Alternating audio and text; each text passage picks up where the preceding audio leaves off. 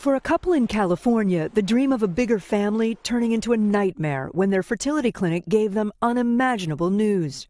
She goes, yes, a woman gave birth to twins, and one of them is yours.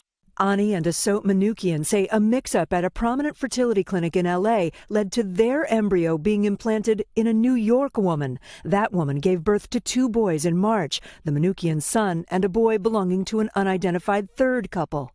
I wasn't there for his birth. I did not carry him. I didn't feel him kick inside of me. The distraught parents not able to meet their baby boy until he was 6 weeks old. Nobody should meet their baby in the lobby of a hotel.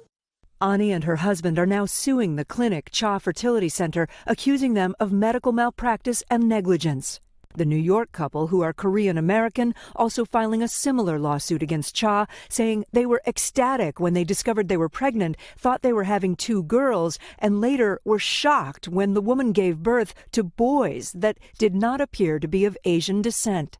None of this should have happened to none of us. The fertility center has made no statements and did not respond to NBC's request for comment.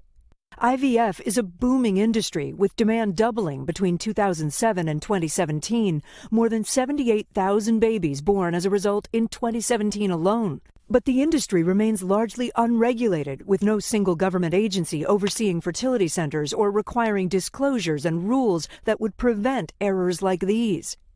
Cha was not required, apparently, to report it to anybody. Experts recommend parents looking to go through the IVF process shop around for clinics, learn about procedures they're considering, and make sure labs are accredited by the College of American Pathologists. As for the Manukians, they're thankful to be able to now hold their son in their arms. He's amazing. Yeah. We love him so. I mean, you know, he's ours. He's been ours since day one. Nope.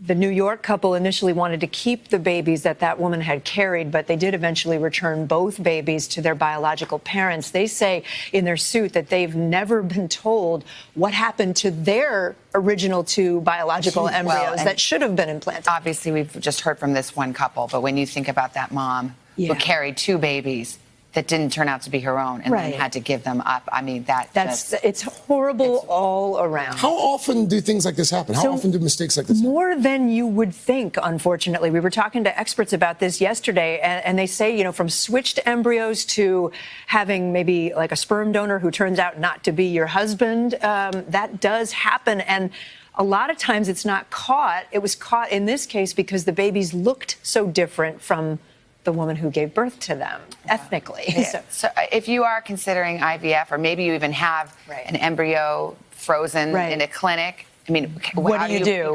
That's what everybody wants to know. So the experts say, ask a lot of questions. Ask about the background of the center that you're working with. Ask about the people who are actually doing the work. You can ask whether they have master's degrees, what their history is in working in the field. You can ask about quality controls. How do they monitor the embryos and make sure, like, how do they keep track of the embryos?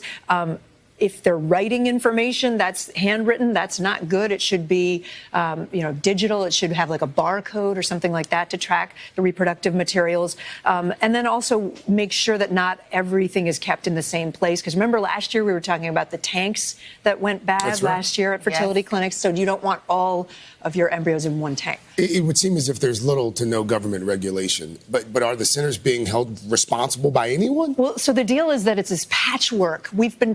I've made many calls to try to figure out who regulates what.